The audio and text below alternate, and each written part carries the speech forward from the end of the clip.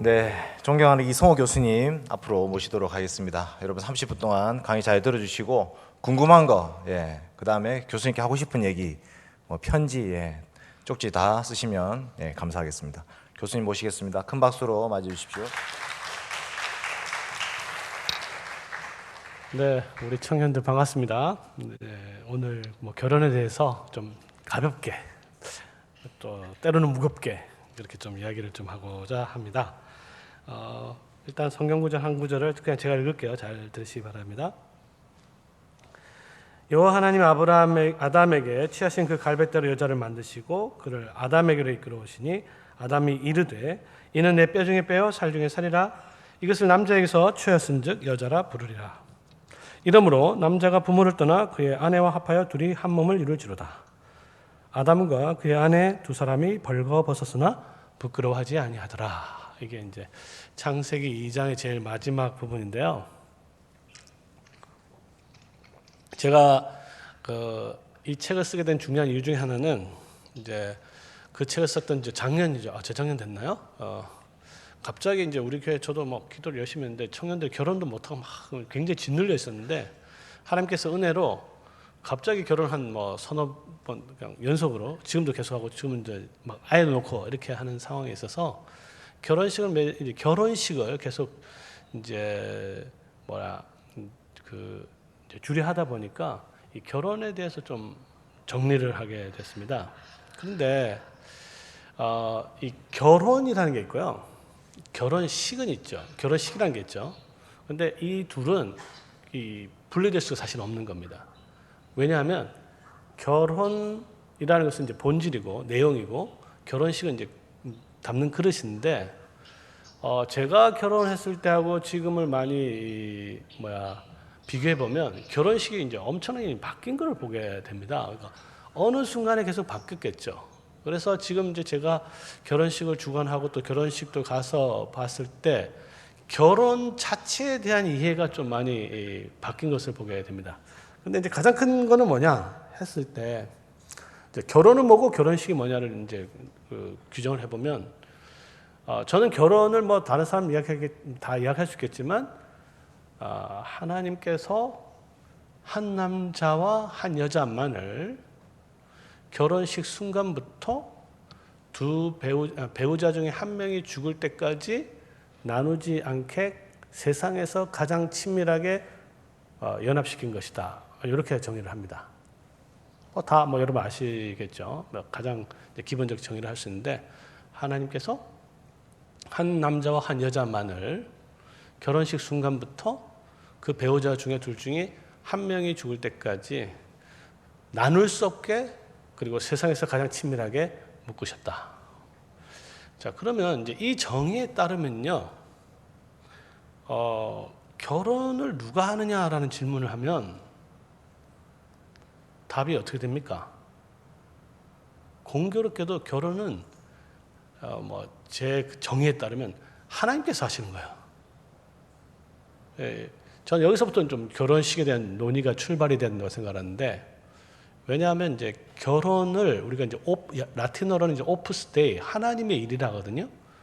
결혼은 기본적으로 하나님의 일인데 오늘날에는 제가 보기엔 결혼식 전부 사람 일로 다 바뀌어 있는 것을 보게 됩니다. 하나님 없는 결혼식이라고 볼 수 있고 또 더 나아가면은 이건 이제 실천적 무신론이라고도 할 수 있습니다. 그러니까 신앙생활은 우리끼리 좋아서 결혼하는 거고 결혼식 할 때는 우리가 좋은 대로 하면 되는 거고 하나님은 저리 가. 하나님의 지도도 없고 하나님의 다스림도 없고. 실천적 무신론이라는 건 뭐냐면요. 하나님이 존재는 믿지만 하나님의 다스림을 믿지 않는 게 실천적 무신론이거든요. 그런데 어떻게 보면 인생에 있어서 가장 중요한 순간에 하나님을 거부하는 거예요.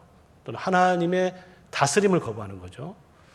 그러니까 사실은 여러분들 신앙이 얼마나 좋은지 안 좋은지 모르겠지만 결국 신앙이라는 건 인생의 결정적인 순간에 드러납니다.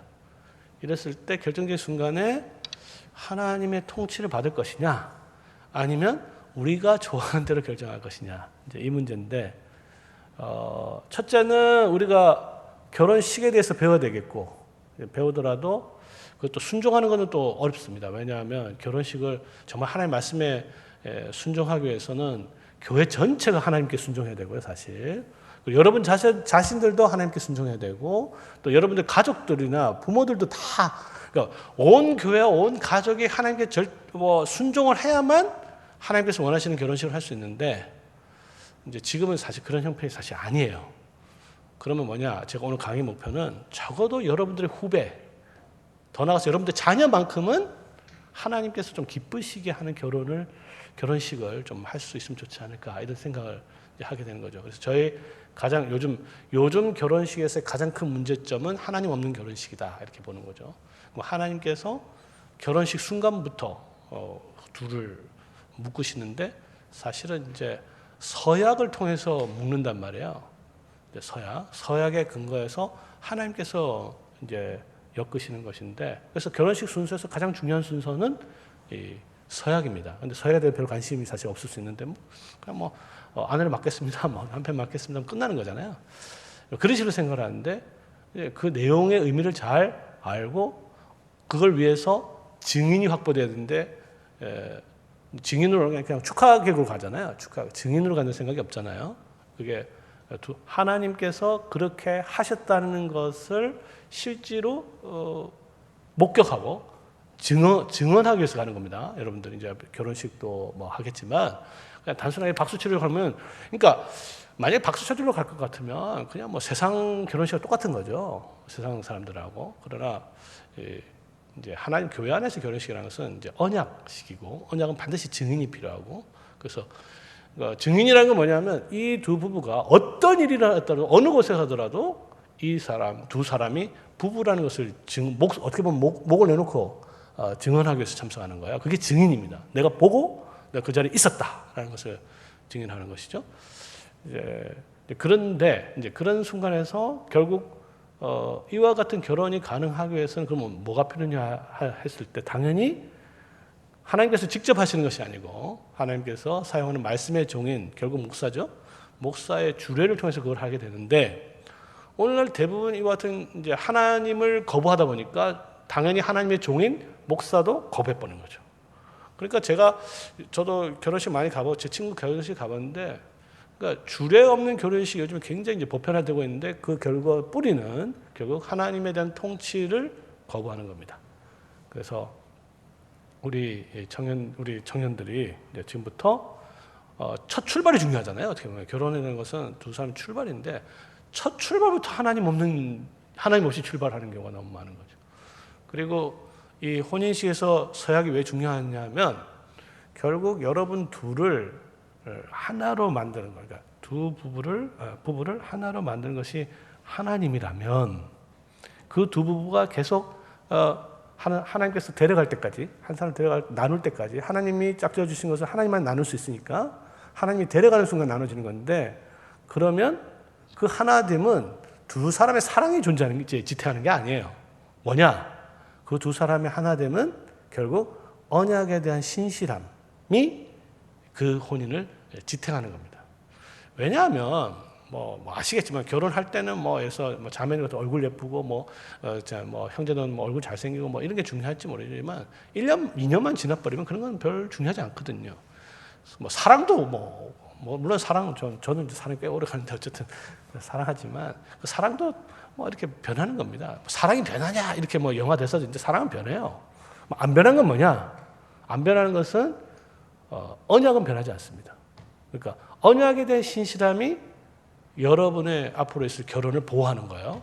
이 개념이 정확하게 있어야 결혼식이 튼튼한 결혼식을 할 수 있는데, 이제 하나님 없이 자기들끼리 친구들끼리 모여서 서약도 하나님 앞에서 하는 서약도 하는 게 아니고 자기들끼리 서약하는 것도 많이 봤어요. 이제 이런 것은 전부 다 순전 이제 인간적인 눈에 보기 좋은, 그렇죠? 그러니까 눈에는 보기는 좋습니다. 눈에 보기는, 그러니까 선악과의 특성이 뭐야? 선악과 특성이 눈에 보기 좋은 거잖아요. 그러니까 죄의 본성은 뭐냐면요, 여러분의 각자의 소견에 옳은 대로 하는 게 죄예요. 근데 결혼식이라는 것은 하나님께서 정해주신 것이 있는데, 이 하나님께서 정하신 것이 정말로 좋고 귀하다는 것을 알아야 이제 제대로 할 수 있는 것이죠. 이제 그러면 이제 이와 같은 것이 이제 가장 기본이에요. 이게 하나님께서, 결혼은 하나님께서 하시는 것이다. 우리가 하는 게 아니라 하나님께서 하시는 것이다. 그러기 위해서는 이제 주례가 필요하고, 주례가 필요하기 위해서는 사실 이제 결혼을 이제 누구한테 허락을 받았냐 하면, 누구한테 허락을 받아야 돼요? 그럼 당회의 허락을 받아야 되는 거죠. 여기서 당회의 역할이 굉장히 중요한데, 정말 아쉽게도 대부분의 교회가 너무나 이제 취약하고 부실하기 때문에 당회가 이런 역할을 못하는 게 문제인데, 참고로 그러면 우리 교회는 하느냐 물어보면 저희 교회 하기 때문에 이야기합니다. 그래서 교회가 이제 튼튼한 교회가 있고 약한 교회가 있는데, 튼튼한 교회는 이제 당회가 튼튼한 교회예요. 당회가 이제 혼인 청원을 받아서 그것을 심사를 해야 되겠죠. 이 혼인이 정당한지, 정당하지 않는지. 예를 들어서 제일 중요한 것은 이제 세례를 확인해야 되겠죠.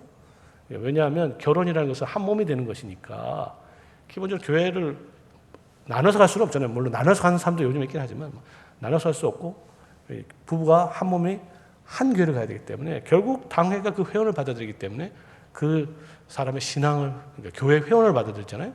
그래서 신앙을 바른지, 정말 세례는 제대로 받았는지. 예를 들어서 저희 교회 같은 경우에는 결혼하기 전에 이제 두 사람에게 이제 건강 증명서 같은 것도 요구합니다. 이거는 기본적으로 그분들의 이제 결혼을 굉장히 보호하는 역할을 해요. 이건 사실 당사자들끼리도 이야기하는 게 굉장히 부담스러운 얘기잖아요, 그렇죠? 근데 최근에 이제 우리 결혼한 친구 중에서는 뭐 예를 들어서 눈에 하여튼 병이 있었어요. 그러니까 그걸 알고 결혼하는 거하고 모르고 결혼하는 거는 굉장히 큰 차이입니다. 알고 결혼하면 그것이 결혼을 상처를 주지 않는데, 모르고 결혼하는 그 순간부터는 굉장히 결혼의 신뢰성을 깨뜨려 버리기 때문에 결혼이 위험하게 처할 수 있는 거예요. 예를 들어서 그런 겁니다. 그래서 그렇게 하고, 그리고 모든 교회에 공고를 하고 교회 안에서 결혼을 하도록 그렇게, 그리고 참석하는 모든 성도들한테 이렇게 격려하고, 그래서 이 결혼식이 근본적으로 교회의 결혼식이 되도록 그렇게 합니다. 저는 이제 다른 게 저는 별로 부러워하지 않고 포항대형교회 와서 이제 부러운 것 중에 하나는, 이 정도 했으면 참 좋겠다. 왜냐하면 이 정도 되면 결혼식을 갖다 여기서 얼마든지 하겠다 이런 생각이 들어요. 근데 요즘에는 결혼식도 그냥 예식장에서 그냥 너무 쉽게 이렇게 하는데, 제가 보기에는 제가 만약에 앞으로 담임 목사 와서 하면은 우리 예식장에서 결혼하는 사람 허락 안 하겠어요. 제가 당회장이면.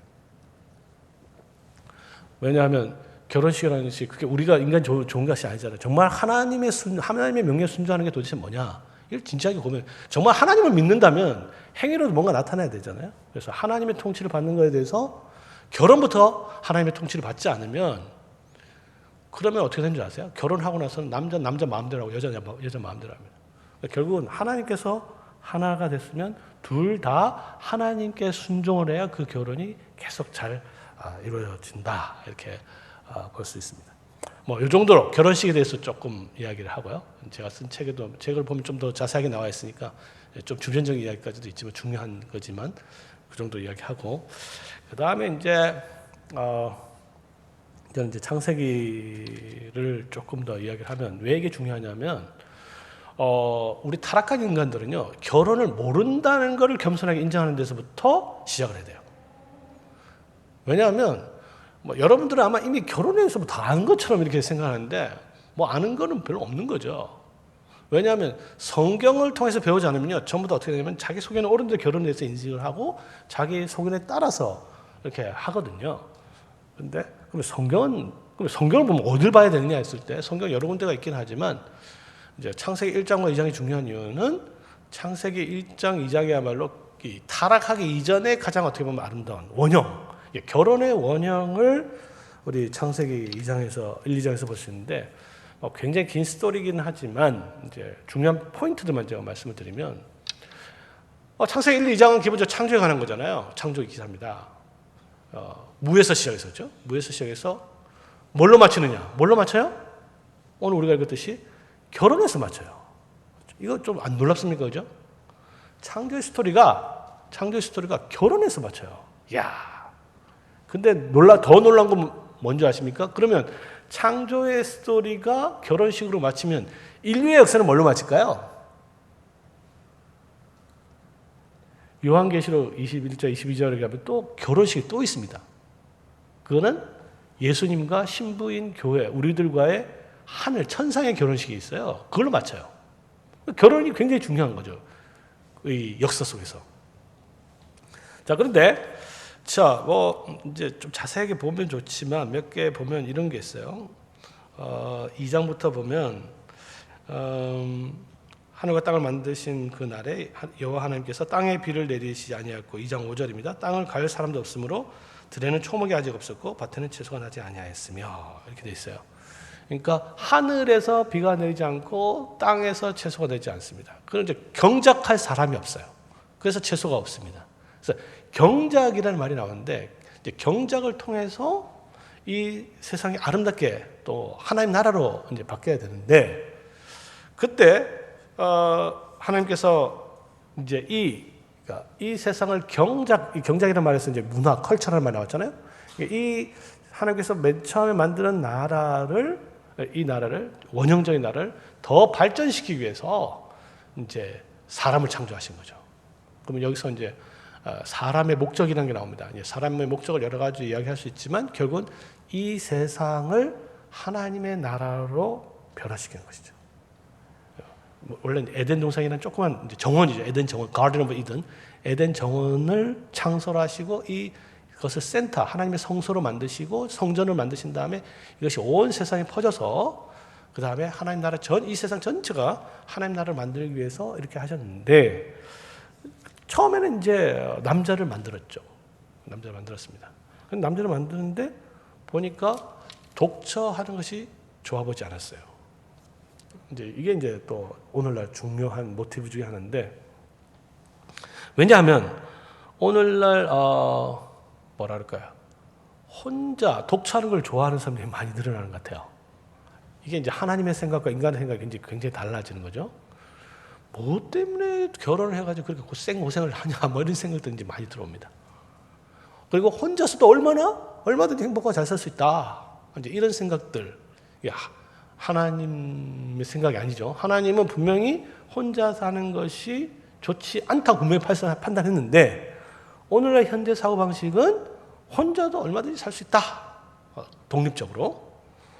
이제 이런 생각들이 이제 계속 들어오면서 결혼의 중요성을 이제 상대화시키는 것을 보게 됩니다. 자, 그럼 왜 그러냐 이거죠. 네. 인생의 목적을 생각하면 이제 달라지는 거죠.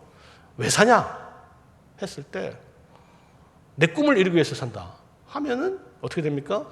내 꿈을 위해서 산다. 내 꿈은 이건데 결혼하면은 이 꿈을 못 이룬다. 그럼 당연히 결혼 포기하는 거죠, 그렇죠? 이게 이제 세속적이고 세상적 마인드입니다. 그러니까 세상의 기준은 뭐냐? 내가 왜 사냐? 내가 사는 이유는 내 꿈을 이루기 위해서다. 내 꿈은 뭐다? 뭐 예를 들어서 뭐가 있다. 그럼 그것을 뭐 유학이라 칩시다. 예를 들어서 유학이다. 아니면 거기서 성공하는 것이다. 그렇게 잡아버리면 거기에 만약에 결혼을 해서 결혼하는 것이 반대가 되면 뭐예요? 결혼할 필요가 없는 거죠. 왜? 내 꿈에 방해가 되는 거잖아요. 자, 그런데 하나님께서 주신 그것을 우리의 꿈을 받아들이면 어떻게 될까요? 이 세계를, 이 세상을 하나님 나라로 바꾸는 것이다. 라고 한다면 오늘 창세기가 가르쳐 주듯이 결혼을 해서 가정을 이루고 번성하는 것이 필수적인 것이죠.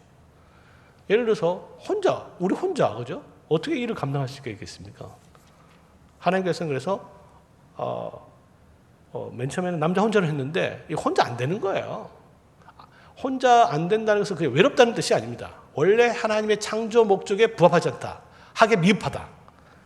그래서 하나님께서 돕는 배필을 만드시기 위해서 이제 맨 처음에 만든 것은 사실 하와가 아니죠. 뭡니까? 들여다니는 짐승, 홍진하는 새였어요. 그것도 흙으로 만들었습니다. 그렇죠? 근데 아담이 그 속에서 돕는 배필을 찾을 수가 없었습니다. 그래서 하나님께서는 이제 아담을 깊이 재우시잖아요. 그리고 하와를 만드셨죠. 이제 이런 거를 보면은요, 뭐 이거는 조금 약간 유머러스한 얘기는 하지만 이 형제들 또 자매도 마찬가지인데 뭐 형제 자매 찾기 위해서 창세기를 보면 그렇게 뭐 돌아다닐 필요 없어요. 그냥 오히려 아담처럼 그냥 푹 자면은 하나님께서 또 만들어 수 있습니다. 뭐 어떤 사람은 자매를 주시옵소서 기도 뭐 열심히 하는데 창세기 보세요. 그냥 깊은 잠에 빠졌다 이 말은 기본적으로 의식이 없는 상태를 말하거든요. 그러니까 무슨 말이냐면 아담이 생각지도 못하고 상상하지도 못하고 그런 세수에서 하나님께서는 돕는 배필을 만드셨는데 재밌는 거는 뭐냐면요. 그렇게 끌고 왔을 때 오늘 본문에도 얘기했지만 이는 내 뼈 중에 뼈, 살 중에 살이라 합니다. 그때는 벌거벗은 상태잖아요. 그런데 여기서 우리가 이제 몇 가지 여러 가지 질문을 할 수 있어요. 왜냐하면 우리는 이제 다 창세기 스토리를 알기 때문에 너무 당연한 것처럼 보이지만 사실은 당연하지 않는 게 한두 가지가 아니에요. 예를 들어서 뭐 하나님께서 혼자니까 뭐 하나님의 임무를 완성하기 쉽지 않다. 그러면 뭐 예를 들어서 뭐 남자들 그죠? 남자 여러 사람 갖다 뭐 만들 수도 있는 거고 또 여자면 꼭 한 명 필요 없잖아요. 뭐 여자도 한 타스 뭐 이렇게 할 수도 있는 거고. 사실 이제 말라기서 2장 15절에서 그렇게 질문을 합니다. 여호와 하나님께서 영이 이렇게 많지만 왜 하나를 지으셨냐 이렇게 질문을 해요. 우리가 이게 굉장히 유치한 질문 같이 보이지만 왜 하나님께서 하나만 지었습니까? 라는 게 굉장히 유치한 질문처럼 보이지만 질문을 해야 되는 거예요. 창세기를 갖다 보면 왜 하나님께서 내가 하나님이었으면 적어도 한 탓을 만들었겠다 이런 생각. 그래야 빨리 애들 더 많이 놓고 그럼 더 많이 놓으면 이 세상은 훨씬 더 빨리 그죠? 그렇게 하는 것이지만 그렇게 하지 않고 더 나가서 남자하고는 전혀 어떻게 보면 다른 여자를 만들었단 말이에요. 그러니까 이 개념도 중요합니다. 그러니까 남자와는 전혀 다른 돕는 배필을 만들어서 생긴 것도 그렇고 그런 것도 감정이나 모든 게 다릅니다. 이 다른 것을 하나로 만드셨다. 이게 하나님의 비밀이에요. 이제 전혀 다른 것을 하나로 만든 건데 이게 있잖아요. 성경에 보면 이제 크게 둘을 하나가 된 게 첫째는 종과 자유자가 있습니다. 종과 자유자 절대 하나가 될 수 없는 것을 하나가 되게 하셨고 예수 그리스도 피로 그 다음에 절대 하나가 될 수 없었던 헬라인과 유대인들을 하나가 되게 하셨어요. 이 둘이 하나됨 이게 하나님께서 결혼을 제정하신 아주 중요한 목적입니다.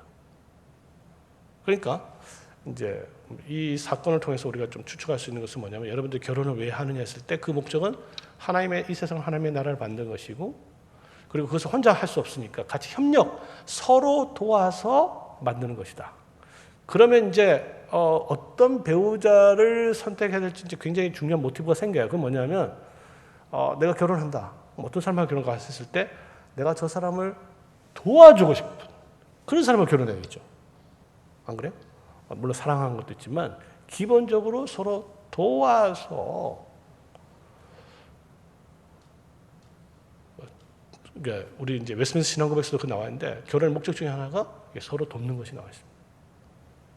돕고 그리고 서로 전혀 다른 사람이 하나로 묶여졌는데 그것을 여기 보면 한 육체가 됐다. 적어도 나눌 수 없다. 우리가 이제 짝지었다는 말을 우리가 잘 이해했는데 이 짝지었다는 말은 이제 예정론적 관점에서 이야기를 해서 그냥 하나님께서 무슨 점지해서 찍었다고 이제 생각하는 것입니다. 그래서 풀로 붙였다는 것입니다. 그러니까 기본적인 짝지었다는 개념은 서로 떨어질 수 없게 하나로 묶으셨다. 이게 아주 중요한 개념이에요. 그런데 문제는 이 둘이 서로 너무 달라요. 그러니까 결혼 여러분도 앞으로 살지만 서로 다르다는 것을 인정해야 되고 다른 사람이 하나로 사는 것을 생각해야 되면 그러면 이제 여러분들 이제 결혼을 위해서 무엇을 준비해야 되는지 아시겠죠. 서로 돕는 그와 같은 자질들이 필요하고 그리고 뭐예요? 그 다음에 서로 다름을 용납하는 훈련들을 해야 되는 것이죠. 그 점에서 이 청년회가 저는 굉장히 중요한 훈련의 장이라고 저는 생각을 합니다. 뭐냐면 지금부터 결혼을 위한 준비를 할 수 있는 거잖아요. 결혼 준비라는 게 뭐 여러 가지가 있겠지만 기본적으로 이제 품성과 성품을 준비하는 거거든요. 서로 다름을 어떻게 용납하는가. 예를 들어서 이런 거죠. 뭐 자매들한테 저는 한 가지만 얘기하면 예를 들어서 형제들 품성 중에 이런 게 있어요.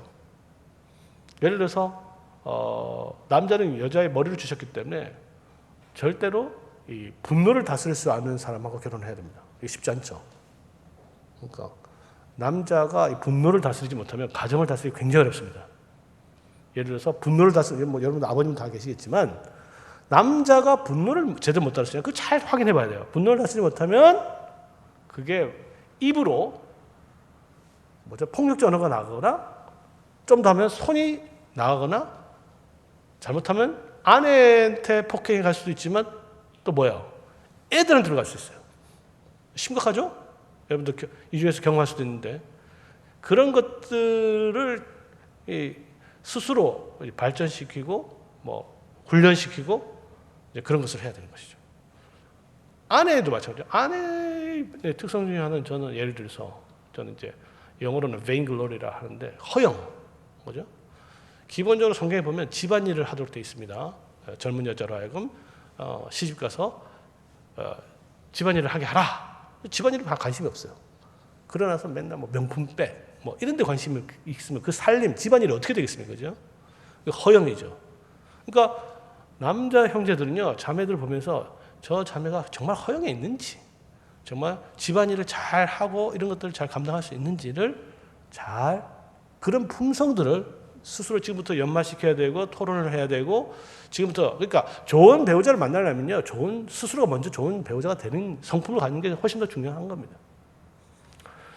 자, 뭐 요 정도 이야기하고 자세한 것은 뭐 책을 좀 더 읽으시고 그 다음에 이제 마지막 시간 좀 지났는데 조금 하나만 더 이야기하면 이제 우리 보통 결혼에 대해서 얘기하면 결혼 자체 여러분들이 결혼 안 한 분이 대부분 같은데 결혼에 대해서 너무 이제 관심이 많은데 이제 조금 더 이제 생각하면 결혼 이후까지를 생각해야 돼요.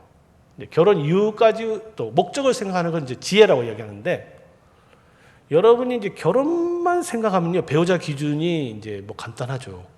남자는 경제력, 여자는 예쁘다 이거잖아요. 결혼만 생각하면.